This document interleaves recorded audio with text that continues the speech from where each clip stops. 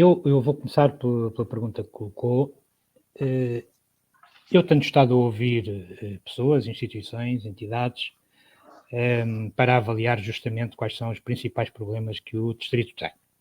E, para mim, há já uma questão que é inquestionável. É que um dos principais problemas do Distrito diz respeito à saúde pública. Eu tenho visto que as pessoas todas se queixam da falta de atendimento permanente.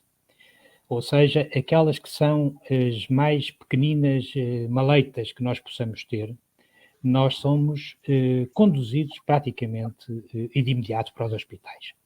O que é que isto significa? Significa que as unidades de saúde familiar, os centros de saúde, não é?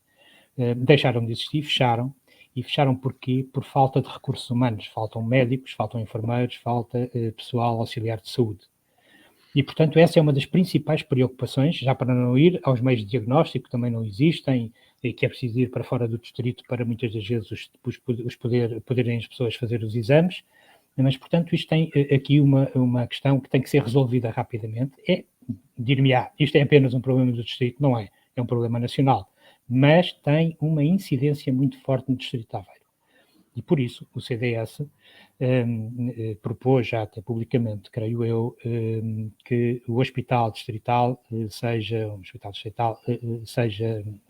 criado novo, em articulação direta com a Universidade de Aveiro, para que seja possível não apenas resolver esse problema dos meios de diagnóstico, que de facto não existe, quer dizer, são deficientes no distrito de Aveiro, e ao mesmo tempo que possam avançar para os tratamentos que são necessários. A este propósito, o CDS tem algumas medidas concretas, que aliás já propôs a nível nacional também, a primeira das quais tem a ver com o Vale Farmácia.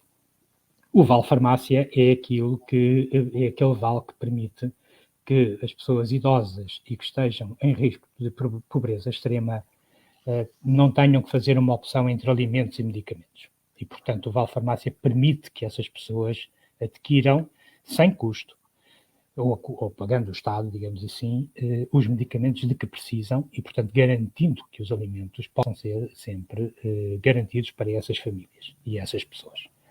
Também o CDS defende a Via Verde de Saúde. A Via Verde de Saúde é justamente a possibilidade que, de algum modo, já existe no caso das cirurgias, que é o quê? Que é passado um determinado prazo que se considera razoável, que o sistema público não consiga responder, portanto, o Serviço Nacional de Saúde não consegue responder para fazer uma consulta, um exame ou uma cirurgia, então, passado esse prazo, qualquer que seja o cidadão português que se encontre nessa situação, com uma prescrição passada já, tem a possibilidade de o fazer, seja no setor privado, seja no setor social.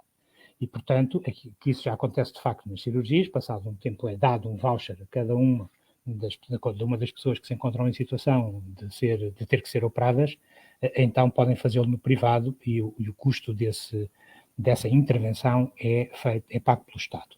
Essa é a Via Verde de Saúde. Portanto, é uma outra questão, é uma outra proposta que o CDS já apresentou e que também vai ao encontro desse principal problema que existe aqui no distrito. Mas há outros.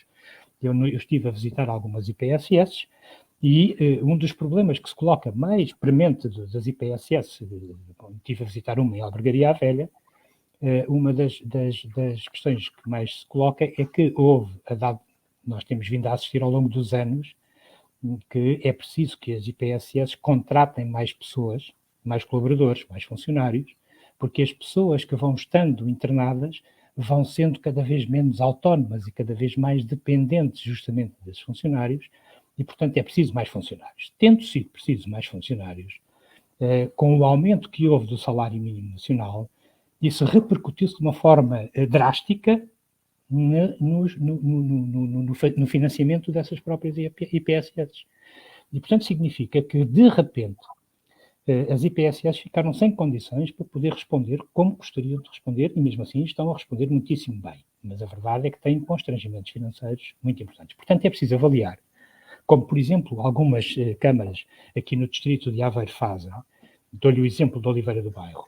Oliveira do Bairro, o que fez foi financiar, no período de inverno, pagou a eletricidade e a luz dessas instalações do terceiro setor, portanto, aliviou os constrangimentos financeiros e até de uma forma relativamente justa, porque quanto maior for a instituição, mais eletricidade gasta e, portanto, mais a Câmara pode ajudar nesse aspecto e, portanto, torna-se mais justo no cômputo das várias instituições que estamos a falar. Mas isto apenas para dizer que há, de facto, grandes constrangimentos financeiros nas IPSS e que é preciso encontrar uma solução para isso. Há essa hipótese de pagar serviços diretamente, como há a hipótese de se estudar a possibilidade de baixar encargos estruturais e financeiros da própria instituição, como, por exemplo, a TSU, podia-se encarar, embora isso não esteja estudado e não seja uma proposta nossa, mas é apenas uma que está na equação, é saber se baixando a TSU dos funcionários das IPSS se consegue algum equilíbrio financeiro que lhes permita continuar a responder positivamente ao trabalho que tem sido feito. Depois temos, se quisermos ir para o campo económico, temos também a fiscalidade. A fiscalidade é conhecida, as propostas do CDS são conhecidas há muitos anos. Nós, desta vez, defendemos um drástico choque fiscal. Nós temos, para avaliar, nós temos mais de 4.000 taxas no país inteiro, muitas das quais já não correspondem aos serviços que devem ser prestados pelo pagamento dessas taxas. E, portanto, é preciso rever tudo isso e ver se conseguimos aliviar o mais possível a carga fiscal. Porque depois pode dizer-se assim, bom, mas baixamos o IRS durante um tempo, a partir de determinada altura. Mas depois olhamos para o lado e vemos o conjunto de impostos indiretos que estão a recair sobre as pessoas e sobre as famílias e sobre as empresas. E, portanto, por muito que se consiga baixar, estamos a falar do rendimento do trabalho, mesmo que se baixe esse rendimento do trabalho, depois as pessoas vão pagando os impostos noutras componentes, como, por exemplo, na energia ou como, por exemplo, nos combustíveis, em que 60% do preço do combustível, do gasóleo, é para impostos. Não é aceitável num país como o nosso que isso possa continuar a acontecer dessa maneira. E depois temos aqui duas outras questões que podemos encarar bem também aqui no Distrito de Aveiro. Uma delas diz respeito à educação. Nós, o CDS sempre defendeu, enfim, uma coisa que se chama o cheque de ensino. O cheque de ensino é, no fundo, a possibilidade que é dada aos pais para colocarem os filhos na escola que bem entenderem. E isso nunca aconteceu. Nós, o que vemos é que as famílias que têm possibilidades, que têm dinheiro, colocam os filhos onde bem querem. Aquelas que não têm dinheiro têm que se sujeitar, em função do código postal ou em função do sítio onde trabalham, têm que sujeitar os filhos à escola que têm, seja ela boa, escola pública, seja boa ou seja má, porque também há escolas públicas boas, é inegável. Agora, o próprio Ministro da Educação deu-nos uma informação preciosíssima quando diz que o custo do aluno no Estado é mais caro, é maior, do que o custo do aluno no ensino privado. Então, porquê é que não se retoma novamente o contrato de associação com os colégios privados, com as escolas privadas, e porquê é que não se dá a possibilidade dos pais poderem escolher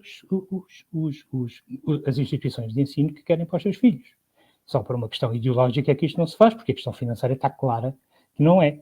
E, portanto, isso é o mais importante para um país, porque a melhor maneira, o melhor instrumento que nós temos, o mais poderoso instrumento que temos para as pessoas poderem subir na vida é a sua educação.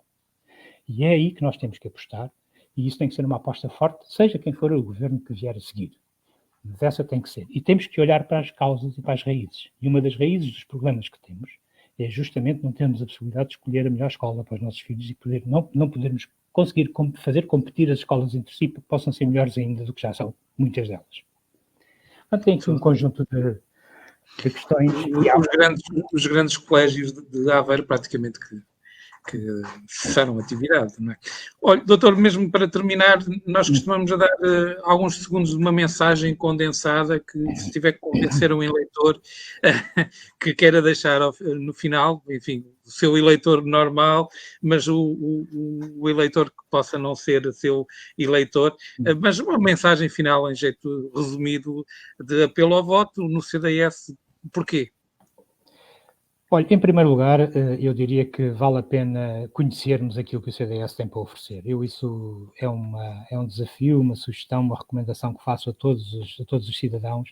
Nós temos um conjunto de ideias que fazem sentido, são coerentes entre si e, portanto, tornam a vida das pessoas, se forem todas postas em prática, tornam a vida das pessoas mais feliz. Nós temos que ter um projeto, cada um, cidadão, família, empresa, tem que ter um projeto para realizar-se, para se realizar.